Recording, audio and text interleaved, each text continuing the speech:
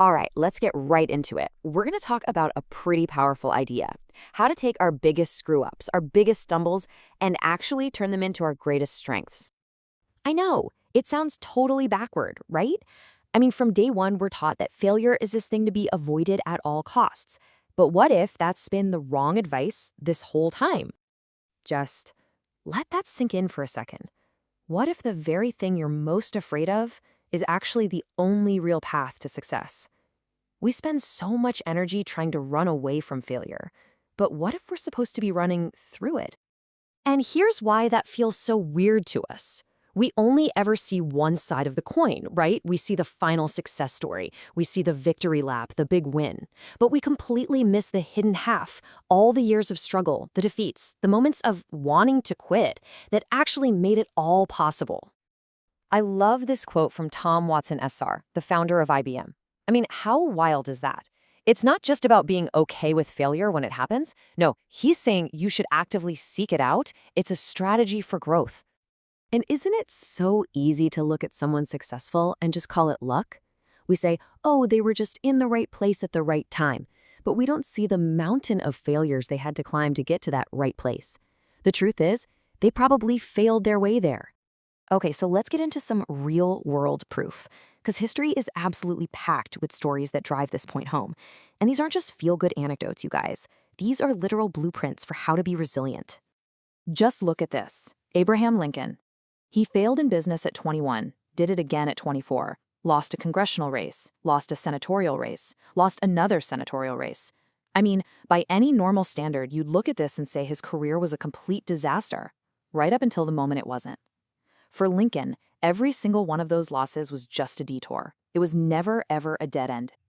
Or how about this guy, Walt Disney? He was literally told by newspaper editors that he had no talent. Can you believe that? But that rejection, it didn't stop him.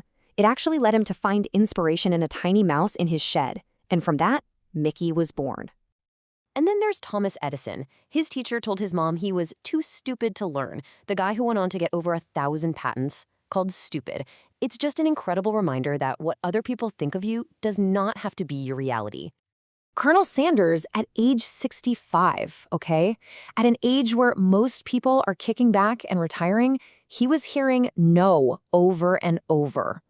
More than 1,000 times before he got his first yes. Seriously, think about that the next time you feel like quitting after try number 3 or 4. And this one just shows you that even the experts can get it spectacularly wrong. The Wright brothers. Just 1 week, 7 days, before their famous flight, the New York Times was basically questioning if they were wasting their time. Wow.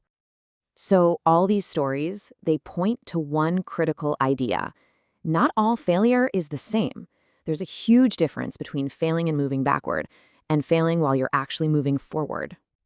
Let's break this down. On one side, you've got failing backward. This is where you become a victim. Defeat feels like a dead end, you start to doubt yourself, and you just quit. But on the other side, that's failing forward. This is where you become the victor. Here, defeat is just a detour, not a dead end. You learn from it, you bounce back, and you literally turn that stumbling block into a stepping stone.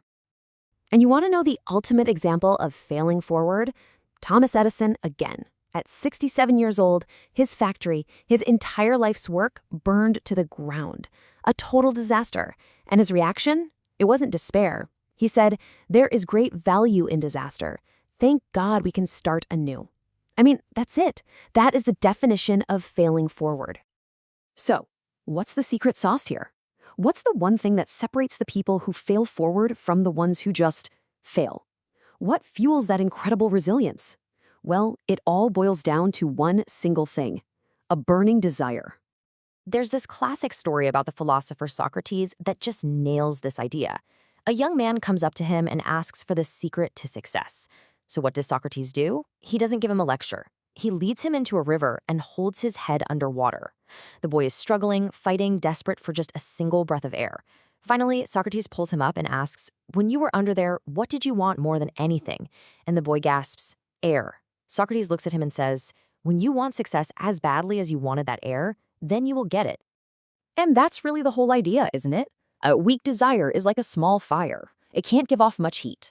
A lukewarm interest just isn't going to get you through 1,000 rejections. A casual "I wish" won't give you the strength to rebuild after a disaster. You need that burning desire. Okay, so that burning desire, it fuels something even more important. It fuels your mindset.